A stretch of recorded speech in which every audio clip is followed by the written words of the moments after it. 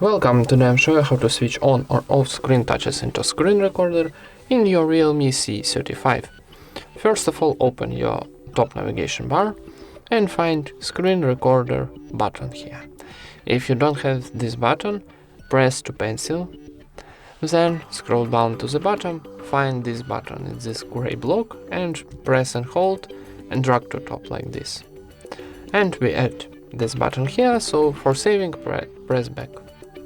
Now, when we add, press, and before start recording, we got show touch on screen option. So this position like gray, it's turn off this option, and this like blue, it's activate this option. And that's it.